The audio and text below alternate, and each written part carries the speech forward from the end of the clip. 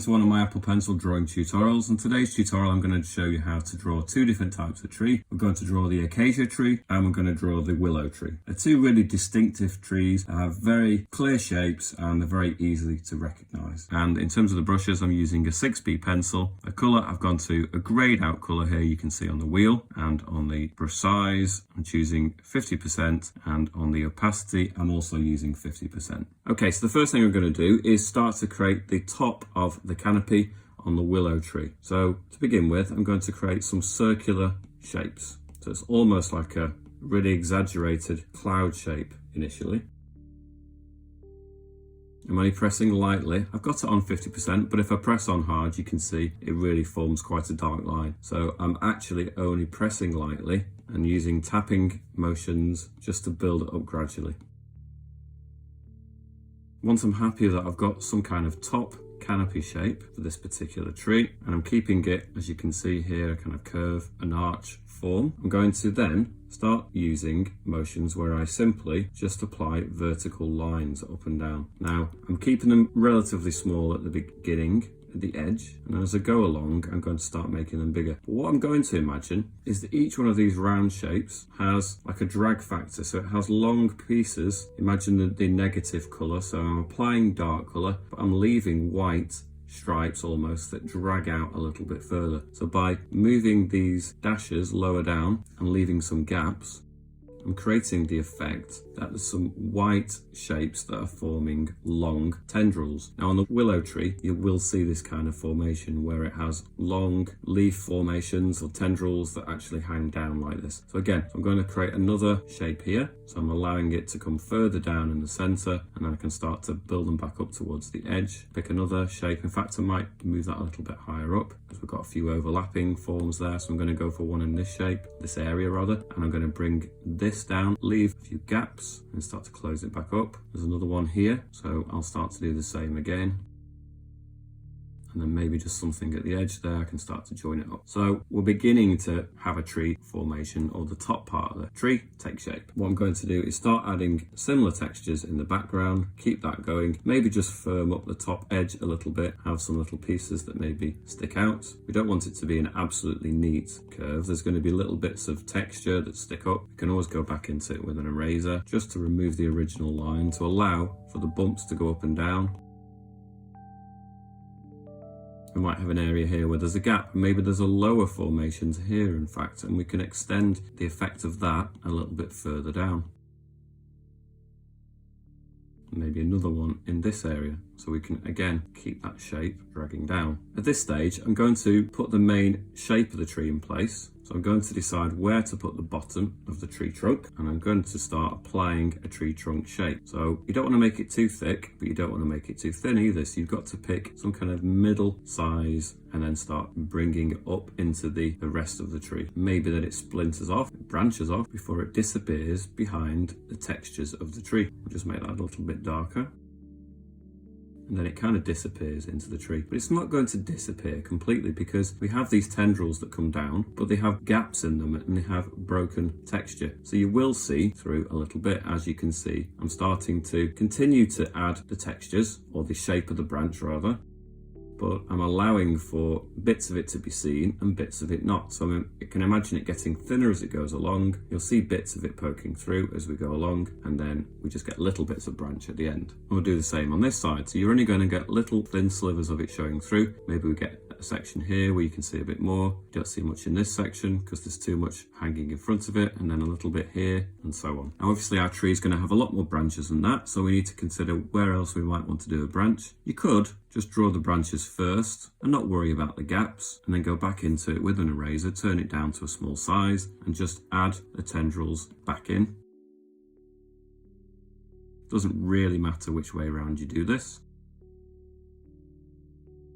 I think because I'm in the mode of working traditionally, I do prefer just to actually add details rather than remove them. I always think if you're having to erase too much, then you're creating an effect with the paper that isn't always that great. You don't want to overwork the paper. I guess working digitally, it doesn't actually matter. You can do it either way around. I'm just in the habit of working on paper, and I prefer to add positive shapes and forms rather than relying upon the eraser or eraser tool.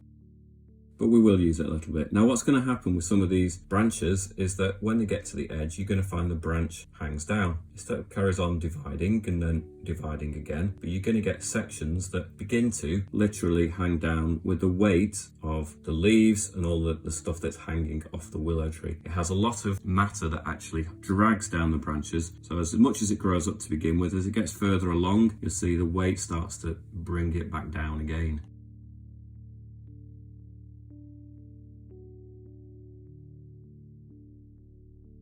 So we might have another branch here at the top.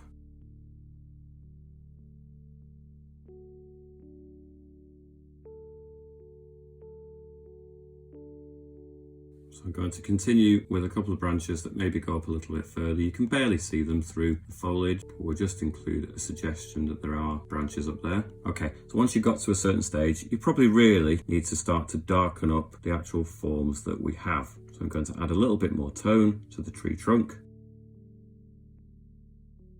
Like I say, it's going to go behind some of this foliage, but there are going to be bits that show through and you're going to get quite a dark branch showing through perhaps. The next thing I'm also going to do is I'm going to work for the section that is showing through from the back of the tree. So we have some main shapes here that have hanging sections, but then we also have the same on the reverse side of the tree. But if you imagine if you didn't see this from the front and you didn't see the white highlights because the light's hitting it, if you saw it from the back, you would get the same shape as this, but it would appear dark because you'd be looking at it from behind and it would be more of a silhouetted version. So we're going to do some of those just in the distance, and you're going to see it poking through from the rear of the tree. But instead of doing it super dark like the silhouette of the tree, we're going to keep it a little bit lighter. But again, there's a section here that really is going to hang in front of anything else. So I'm not going to carry on the shading going across here, but I maybe return to it on the other side of that shape. And likewise here, maybe there's another section here that has hanging matter, so we can just carry on the other side of it. We'll go to the other side. Now there's something that hangs here, but before we get to that point, we can see stuff from the back of the tree and then it disappears behind this one, and then we start to return to it again once we get to the other side. And we can carry on all the way to the edge of the tree, like so. So at this stage, I'm just going to add a little bit of shading to some of the background forms, just to subdue them slightly and push them away a little bit. And that way, this is going to be further highlighted and jump forward. So anything like this section, for example, is a very similar shape. It's there and it's important, but it's not going to be as important as perhaps one that's here or here. So that needs to be subdued slightly. Likewise, maybe this one. Just a hint, so I'm pressing on really lightly. I've not changed the opacity at all, so I can produce solid black or almost, well, a really dark tone at least anyway. But I'm just using it super lightly just to add a slight hint of tone, just to bring out some other forms. So now that I can start to see some of the gaps and some of the main formations in the foreground and gaps and background details, I'm going to keep pushing and exaggerating those differences. So I can see there's a clear branch that can be seen through that gap, and I'm just going to exaggerate it even further. Remember, I'm going to do a broken texture whenever there's something that goes in front of it. That something that goes in front of it is also going to have a mixture of dark and light lines. So it's not going to be totally white, it's just going to have a lot of white to it. So I'm going to continue using the shading technique around the edges, like so. Now, if I feel like I need to use the eraser just to further exaggerate that, I can make sure that I've got a small enough brush. In fact, I might go to the 6B pencil for that eraser tool as well. Keep it as the same size as the positive mark making and maybe turn it a little bit higher on the opacity. So I'm going to put it around 70%. That way I can just remove some details with the eraser tool. I feel like I really want to just get rid of some of the noise that's in the center of that, just really lighten up that center area. So mix and match between the pencil and the eraser tool. And I'm going to divide this pale area up as well. Again, we've got branches that perhaps go behind there, so I can darken up the branches, but I don't want them to completely disappear, so I'm going to see just the suggestion poking through here and there. Now this section here, for example, is largely going to be underneath the tree, and so it's all going to be in shadow. There may be gaps there, but pretty much we can start to fill that in a little bit. Now it's not going to be too dark, it's not going to be anywhere near as dark as the tree branches, but by making it a little bit darker, we're just bringing out some of these formations, making them jump forward a little bit more. Maybe we can draw a limit to how long these get, so maybe we can extend them a little bit further in places and create a little bit of a sharper bottom edge there, just to define the shape of that a little bit more clearly. And then we can return to some of the darker tones that are deep underneath the tree there.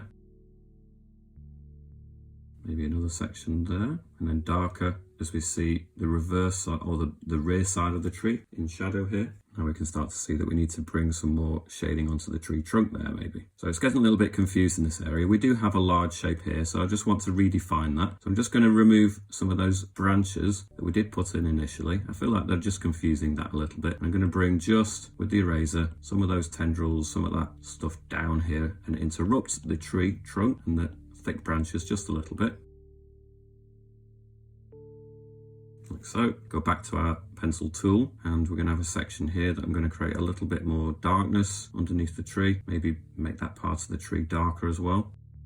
I'm going to go pretty much dark for the actual tree trunk. I can always add some highlights and with the eraser tool later on. I can have another branch that comes off it and disappears behind there, and maybe it branches off again and disappears behind there. Add a little bit of positive and negative mark making to this shape, so it needs some light and dark. I'm just shading around the edges of it too. It is a round formation, so therefore it's likely to have a little bit more dark tone and closer up texture. So if you're going to have gaps and accumulation of tone because you get more texture on the edges, then it's going to create that. So it's going to be lighter in the center and then darker on the edges to create that round shape. I'm just going to add a little bit more of that texture for the background shapes. Again, we don't want too smooth a top edge, so just add a little bit of noise there as well. Some extra little bumps. Now I've had a few goes at drawing this tree. It's not a tree that I've drawn previously up until very recently. I've had a few attempts at this, and honestly you need a few goes at it probably before you feel that you've really got to grips. So if you're not copying and you're taking on board some of these shapes and trying to come up with your own version, it does take a few attempts, because this is not a copy of a photograph of an actual tree. I've done a few sketches and I think I've got my head round the kinds of textures and how to recreate them, and then I'm just making up my own tree shape as a result. And that takes a little bit of practice to build up your confidence to be able to do that. But I recommend if you do have a few goes, then you'll get better at it by the end of it. So like I say, I'm just alternating between the dark and light. So I'm looking for some gaps I can fill in the shade. Think carefully about your round shapes that you created initially. So that's going to have like a hanging shape. So if I draw a shape here, you can see it's going to be roughly that kind of effect, like that. So it's a dome shape, and then it's going to have tendrils that increasingly get longer towards the center, and then they get shorter again towards the edge. Now you're not going to see it as a dark line necessarily around that. It's not going to be distinctly like that, but you'll see the effect of that by adding subtle shading around it, leaving some whiter tone towards the center, and then you will create that effect. So I'll just delete that, and you can see that quite clearly in that formation, and perhaps another one here. I'll exaggerate, give it some slight dark shading at the top of that dome shape just to bring it forward a little bit more, and then you can see you've got a big dome shape there, although you won't necessarily see the tendrils from that. And another one here, maybe that's more visible on the other side, but we don't have to worry about that because we don't see it. So if you have a go at this, it may be you come up with a slightly simpler version, but it's still a more accurate or better version of a willow tree than perhaps you would have done prior to this tutorial. So again, we've got the back texture here. I'm just going to really build up a sense that we have some long tendrils at the back of the tree as well.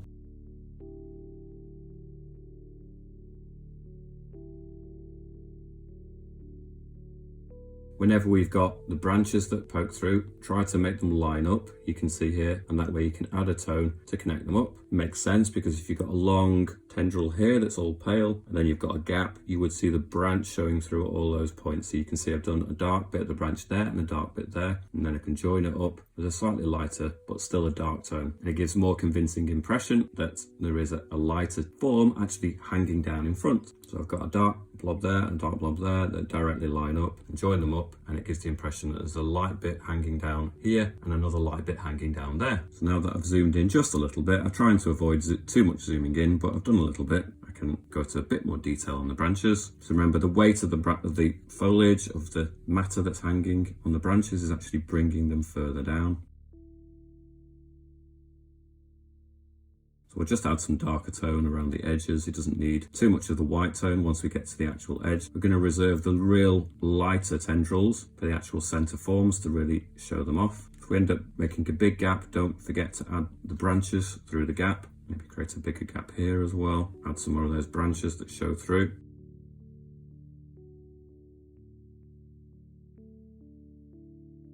We'll move across the other side, continue those techniques.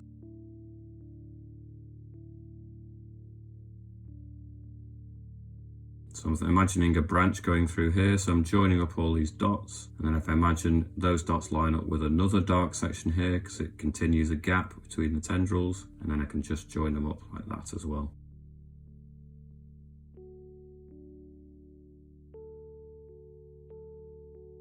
If you wanted to just find a photograph of a willow tree and observe some of these things for yourself and maybe try copying it, hopefully this tutorial will have helped you understand what you're looking at and find ways of representing it. Maybe you can't, or you don't feel confident enough to make up the tree trunk shapes and the branch shapes, and you need a reference, and it's never a bad idea to have one. I've drawn plenty of trees, so I feel a little bit more confident that I can make up those types of shapes. But if you're not quite there with your experience of drawing trees and you're not as confident with the actual forms, and don't feel that you're cheating by having a reference, then it's obviously very sensible. So again, I'm going to use the dark tone just to bring out some of the stuff that's in the background of the tree.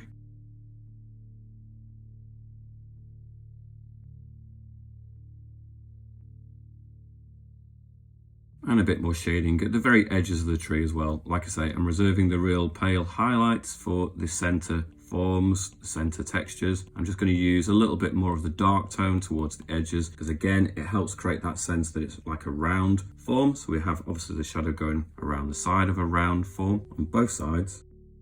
And then our highlights are going to be in the center areas.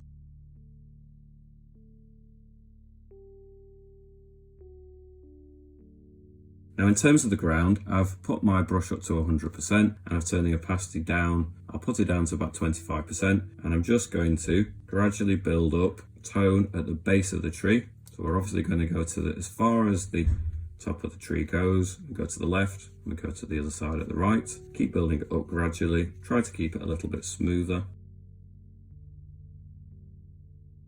Maybe bring it forward a little bit.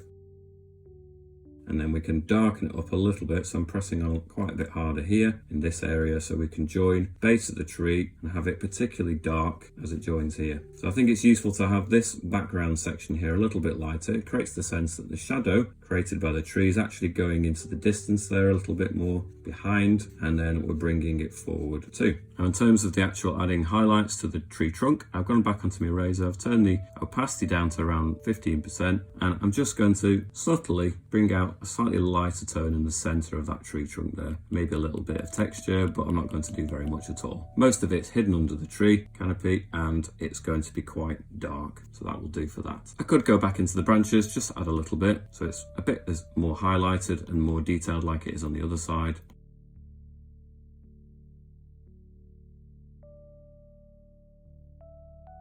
I can go back into some of these hanging textures here and perhaps turn the opacity back up to around 50% and just bring out one or two of these tendrils just to bring them a little bit further forward again.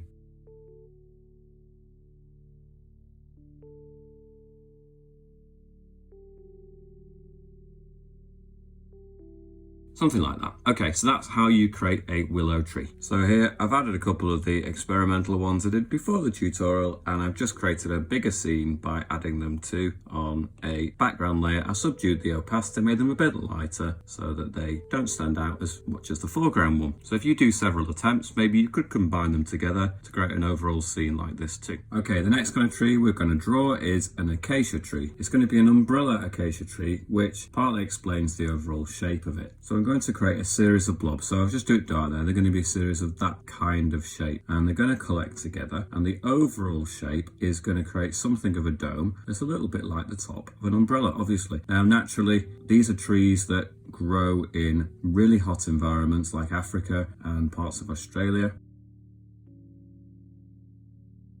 So rather than protecting from rain, they probably protect animals from heat. Now underneath, there's going to be a large area that's going to be in shadow. So I'm just creating a section that cuts across the middle here, and below that line is going to be mainly shadowed. And above it, we're going to have a mixture of light and dark, but again, most of the shaded area is going to be underneath.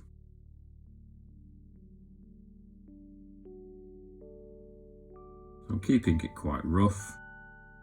It can be quite a simple design. If you allow it to be a little bit rougher, then you don't have to get bogged down in every single detail. So I'm just creating some rough shapes that cut across. Again, we've got some rough shapes like that in the center areas. They don't have to be very clearly defined, but when you do add some shadow, you might need to add some shadow onto the underneath of that form. So if you've got a form like this, you might add a shadow to the underneath of it.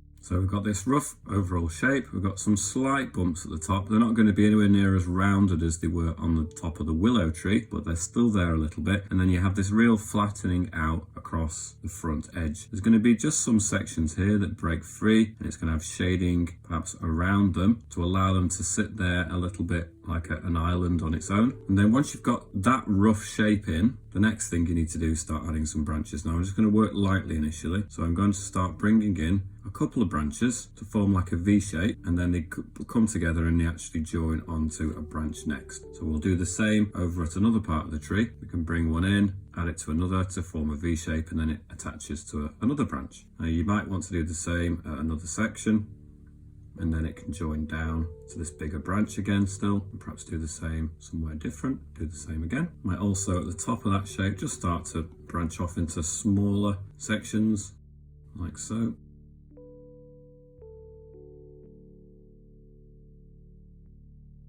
Now you don't want this necessarily to be a straight line right the way down to the base of the trunk, so you could have some angles perhaps where it shoots off and then it comes back down, and we can bring it over here maybe from this corner we can have another piece that branches off and divides off too. Now unlike the willow tree that we've just done, we don't have any weight that bends it downwards. All your pieces seem to be pointing upwards, so it grows up, branches off, and then it continues to keep pointing upwards. So it's pretty much a completely different branch structure than the willow tree.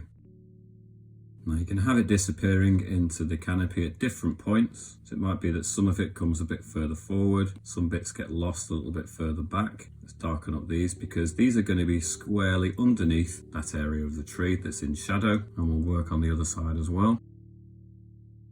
Bring it in, join it up to a thicker branch. It's going to get gradually thicker as it goes further down. Have it dividing off at various different points. Sometimes the shading and the splitting of branches is going to merge into one. It's just going to be so dark underneath there that you're not going to know or be able to separate the two. So I'm starting to building some of the shading at the same time as I'm starting to darken up some of the branches.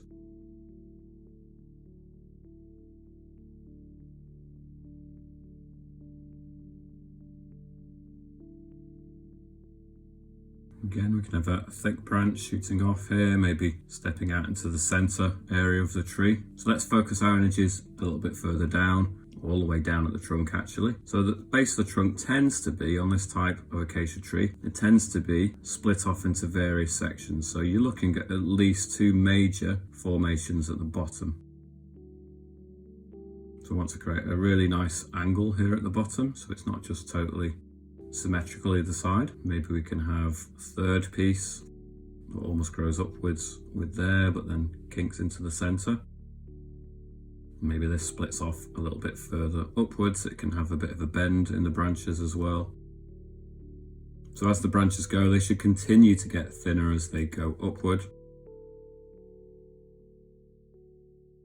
And once you've got roughly the right amount or an amount of branches that you're happy with, you can start just focusing in on the shading. So maybe we've got a broken branch there. Let's get rid of that piece. I changed my mind on the direction. Maybe you can have broken pieces where it began to grow, but then bits got broken off either by animals or whatever. Don't do too many of those, just 1 or 2 would be enough. Darken up the shading. Because it's going to be so much of literally like an umbrella shape, it's just going to really exaggerate the amount of shading that you would expect to see on the underside of this canopy now. So I'm just going back over that area, darkening it up. Adding a little bit of lighter shading at the top of some of these formations just to help them bring them out, like this area. It is lighter, but you can see the shape better but just by going around it a little bit with the shading as well. But just be a little bit careful with the amount of shading that you add to the top. The lighter it is, the more you're going to create a sense of contrast for the underneath. So you definitely don't want to overdo it on the top, but a little bit just to help describe the shapes that are at the top is definitely going to be useful. Again, you've got sections now that is going to be squarely underneath that tree, so you can extend some of the branches up into the midst, but you need to exaggerate the shadows as well. So maybe there's a section further back that you can add a slightly lighter shading to, because again it's going to be rounded at the back half as well as the front half. It's going to be rounded, so you get this round shape at the bottom, and I would do that shading a little bit lighter because it's still going to be dark and in shadow, but you just create the illusion that that section is slightly further away and further back underneath the tree by doing it a touch lighter, which then means that you need to exaggerate some of the shadows on the bits that are really far forward. Like this section here, so you've got this front edge where I'm going to add more exaggerated shadows. Again, work into the branches, thicken them up, darken them up where necessary. If they're getting a bit lost in the mix, just bring them out a little bit more.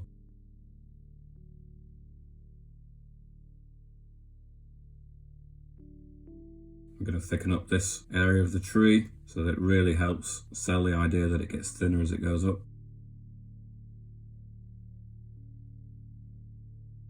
So maybe have the branches cutting across each other as well, creates a more natural looking formation.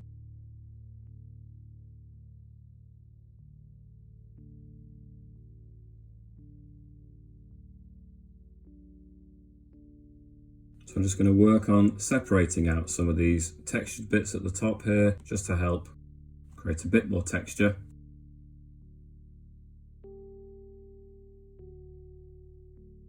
Make sure to add shadows right to the very end, right to the very edges. You might have just the occasional bit that's broken loose, so you might get another area of foliage, perhaps that just breaks a little bit free of the overall shape, still conforms to the rough shape.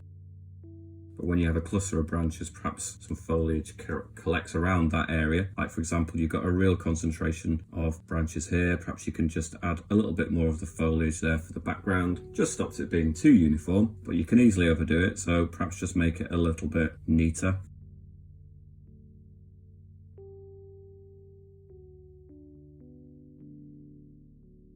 And if you wanted to go back to your eraser, so again around the 50% on the opacity and the size, roughly anyway, and you could just here and there just add a little bit of highlight onto the trunk, not too much because it's still largely going to be in the shadows, but just a little bit just to bring out the slight sense that there's a round form there. Now in terms of the base of the tree, so we'll go back to our pencil brush and we're going to add, in fact I'll turn the opacity down of the brush to around 15%. That way it allows us to really press on a little bit harder and not worry about it being too scruffy. You can blend it in a little bit more smoothly, but we've got a really strong light at the top of our tree and a real dark shadowy area underneath, and it's going to cast a really strong shadow as well, especially as it collects around the base of the tree on the tree trunk. So I'm going to concentrate the shadows there, maybe slightly in the background too, so like we did on the willow tree, so create a slightly lighter shadow that goes higher up, but there's going to be a really strong shadow at the same level as the base of the tree trunk there.